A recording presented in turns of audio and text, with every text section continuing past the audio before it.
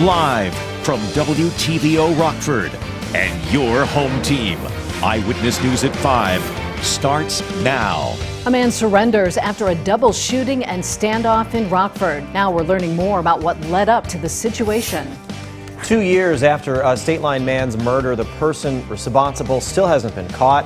The victim's mom has a message for the community. And a local nonprofit's in need of some extra help. Labor shortages have affected volunteer numbers. Good evening, I'm Mimi Murphy. And I'm Eric Wilson. A Rockford man is charged with shooting 2 people, including a 16-year-old boy. 33-year-old Dekalb Brown now faces aggravated battery and aggravated domestic battery charges. Police were called to a home on College Avenue near Kishwaukee Street yesterday afternoon. They found a 16-year-old boy who'd been shot in the arm in the front yard. A second shooting was then reported just blocks away on South 5th Street. Officers found a 34-year-old woman with a gunshot wound to her leg. Brown was identified as the shooter. Police found him in a nearby home on South 4th Street. They tried getting him out for nearly 5 hours before he peacefully surrendered. Court records show Brown knows both victims. A Rockford man's arrested accused of grooming a child. 35-year-old Daniel Garcia is charged with 1 count of grooming. Back in June, someone told police about an adult having inappropriate online contact with a child younger than 13. The Rockford Police Department's Sensitive Crimes Unit identified Garcia as the suspect. Garcia and the minor knew each other. Tuesday, Garcia was arrested and taken to the Winnebago County Jail. A killer is still on the loose 2 years after a Belvidere man left to go fishing in the Chicago suburbs. The man never made it. Dekalb Delgado talked with his mom, and Dekalb, the family still doesn't know what happened. That's right, Eric and Mimi. It's been 2 years since the murder of Carl Gordon Jr., and the Gordon family is still struggling with the loss. They say all they want is closure and justice for Carl. I have to be honest, sometimes it seems like it's still yesterday, you know?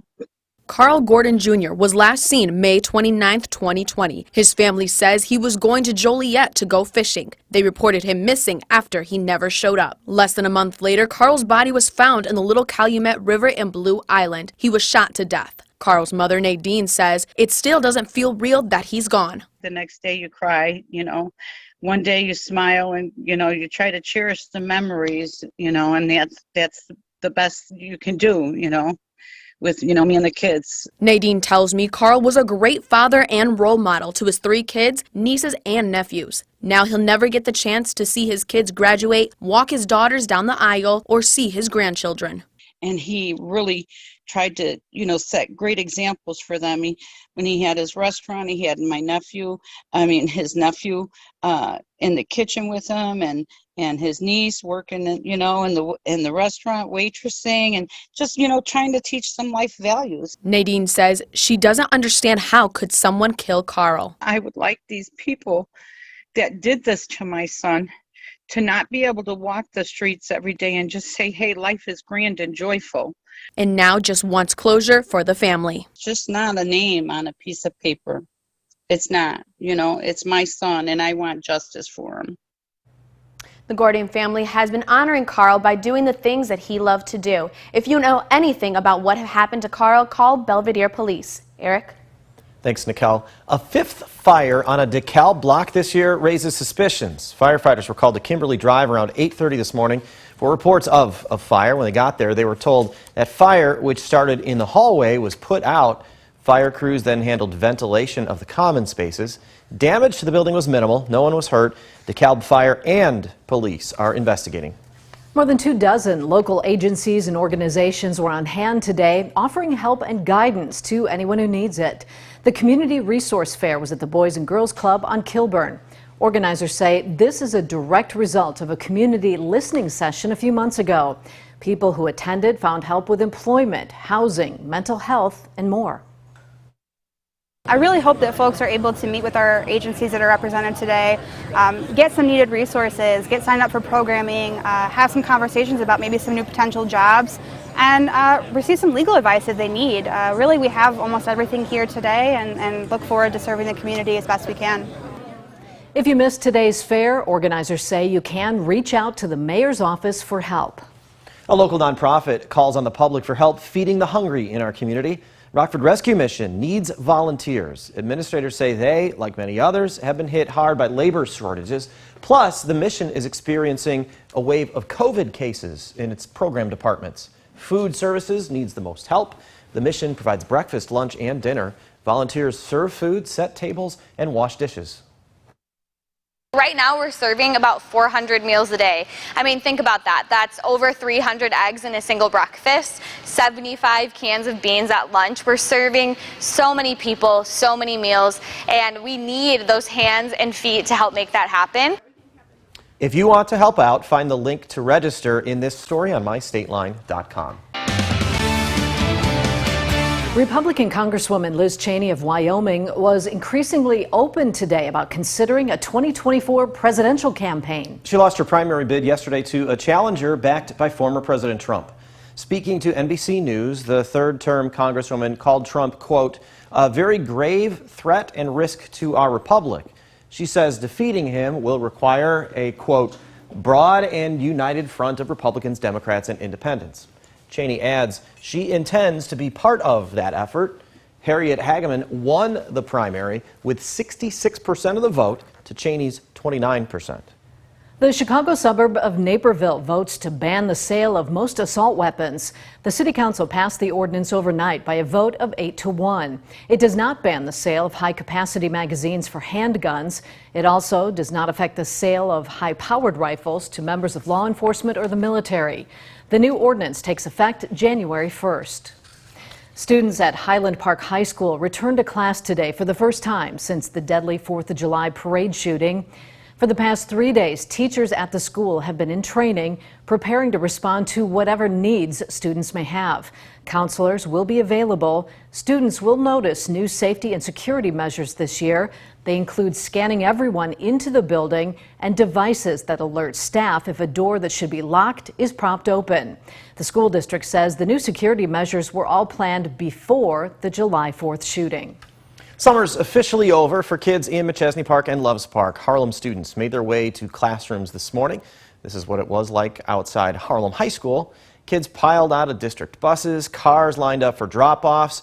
Students hugged and welcomed each other back. Harlem wasn't the only NIC 10 school to return to class. Hononegah is also back in session. Belvidere and Freeport students return next Wednesday, August 24th.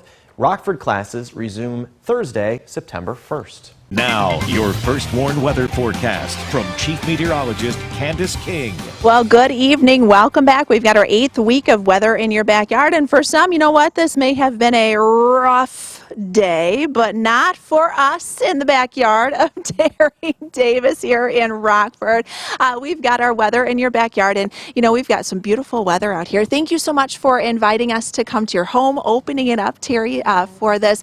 Now, we were talking a little bit before the 5 o'clock newscast about some of your more peaceful spots you've got here in the backyard. Tell us a little bit about those. Our porch is our little peaceful place where we can just kind of take in all of the beautiful nature and all the beautiful weather that you deliver to us. I try. And, you know, we got a little bit of country and a little bit of city all rolled into one. Yeah. So being on a corner lot is pretty fantastic. Well, because you said that you, too, are a country gal, and you've got that country feeling in your heart. And so that's one of the things you like being out here. Yeah, I grew up rural, and once we left that, you know, got out of college, moved up here. Being here, we've got some chickens back over there that we hear. He doesn't really know what.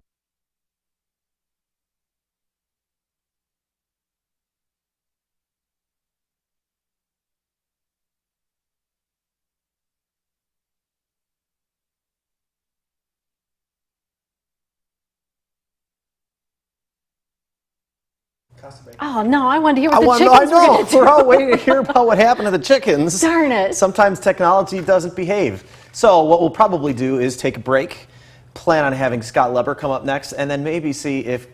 Wait, this just in. We have her back. I think Candace and the chickens are back. Candace? Hello, Candace? There she is.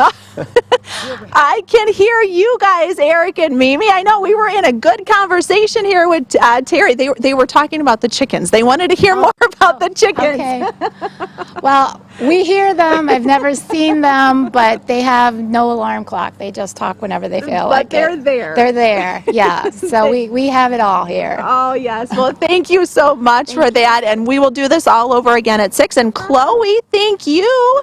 She's been such a good girl sitting here enjoying. She did run away from me, though, at 4 o'clock. So, but we've got some pizza, some pasta, and, of course, a special salad from Salamone. So we'll let you guys get in on that here. Let's talk about the forecast because it is nice out here. Now, there are a couple of isolated showers that we'll see over the next couple of hours in just a few locations. Let's take you out with our SkyTrack camera out at the Poplar Grove Airport here this evening. We had some building cumulus clouds earlier today, but those clouds kind of fading away just a little bit for us here this evening. As we look at our dew point temperatures, reason why we had some of those clouds grow a little further here this afternoon, because we've had just a little more moisture. Notice the dew point numbers coming up, especially there in Freeport and Rochelle, so may feel just a little more on the muggier side, but still some drier air with that northeasterly wind. Now, I mentioned the fact that we've had a few very isolated showers kind of pop up. These are not going to amount to much here as we go through this evening, but just know that possibility is there, especially as those kind of work just a little west there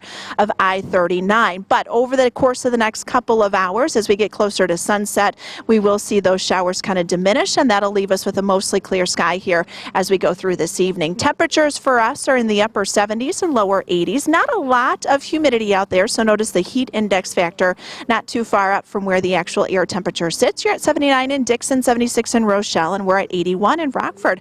We actually made it up to 84 degrees here this afternoon, so it was a warm one, but not necessarily humid. Temperatures early this morning dropped down into the mid-50s. We had some patchy fog. We may see a little fog here develop as our winds once again turn light, as high pressure continues to kind of work down to the south of us.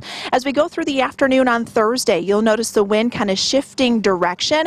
That wind will turn more to the southwest going into the afternoon. So with that, that'll bring our temperatures back into the lower 80s. And very similar to what we had today, we may see an isolated shower kind of pop up just with the heating of the day. So after about 3, 4 o'clock, and then those should fade. Tomorrow night will be a little warmer. Notice what happens as we get into Friday. We've actually got a system that'll be working closer to us. So with that, that'll bring us a chance for a couple of isolated thunderstorms for Friday afternoon. Better chance for rain will return, though, once we get into the weekend. That for Saturday and Sunday, and could have a couple of thunderstorms with that as well. Reason being, you've got an area of low pressure that'll work in from the northwest. That'll kind of sit and spin over parts of the Midwest and the Great Lakes here as temperatures stay in the upper 70s. So 58 degrees for us tonight. Mostly clear after we get rid of a couple of evening showers. 83 for tomorrow afternoon. Southwest wind at about 5 to 15 miles per hour. Eric and Mimi will see those numbers dip just a little bit once we get into Saturday, Sunday, but rising close to that 80-degree mark again as we get into next week. Now sports with sports director Scott Leber. At this stage of the baseball season, the Cubs are looking for small victories, like a series victory over the Washington Nationals. They took care of that this afternoon. In the 5th inning, they trailed 1-0, but P.J. Higgins here turned that around. He smacked his 2-run homer that put the Cubs in front 2-1. That's 6 homers this season for Higgins. In the 7th inning, the game was tied at 2. Yan Gomes then came up with a clutch hit, a single that brought home Franmil Reyes. Reyes had a pair of doubles in the game. The Cubs edged the Nationals 3-2. And tonight, the White Sox go for their 3rd straight win over the Astros and their 6th straight win overall. Michael Kopech will be the Sox starting pitcher. Aaron Rodgers let it be known yesterday he wasn't happy with the inconsistent play of the Packers' young receivers. He was frustrated over some of their drops and their poor route running. He said all 3 of Jordan Love's interceptions in the first preseason game could be attributed to the receivers. So this morning, Rodgers, the Packers' other quarterbacks, and some of the coaches had a meeting with the receivers to let it be known the high standard they have in Green Bay for receiver play. And it seemed to work. The receivers had a better practice this morning. We emphasize some things, and it's a lot of the same things that we've been saying in our meetings. But when you hear from the guy that's throwing the ball, it comes out a little bit different. So it was great to see them respond and make some plays. The Packers have added another receiver to the roster. They have claimed Travis Fulgham. He was waived by the Broncos yesterday. Fulgham's best season was 2020 with the Eagles when he caught 38 passes. James Robinson continues to make good progress with the Jaguars. The Rockford native participated in 11-11 contact drills today for the first time. He's rebounding from a torn Achilles. Looks like he just might be ready for the season opener. The Blackhawks have added a Stanley Cup champion to their roster. They've signed veteran defenseman Jack Johnson. He just won the Cup this summer with the Colorado Avalanche. Blackhawks GM Kyle Davidson likes Johnson's size and competitive edge. He is 35 years old. The Bulls' schedule's out for the upcoming season. They'll start things off October 19th on the road at Miami. Their home opener will be Saturday, October 22nd against Cleveland. We have two more high school football previews coming up this evening. At 6 o'clock, it's the Belvidere Bucks, and at 9 and 10, we'll spotlight the Hononegah Indians. We're having a couple technical difficulties, so we can't go back out to Candace just yet. We will see her again at 6. And we wanted to hear more about the chickens. Even though the chickens aren't there, they can just hear the chickens. That's right. That's the disembodied voices of chickens. Meantime, a nice forecast. Yeah, it was great. You could tell from watching Candace how nice it was to be outside. 7-day forecast shows it. And it'll continue like that up until the weekend. And then things change a little bit. We cool down and add some chances of rain Friday, Saturday, and Sunday. Thanks so much for watching. Stay safe.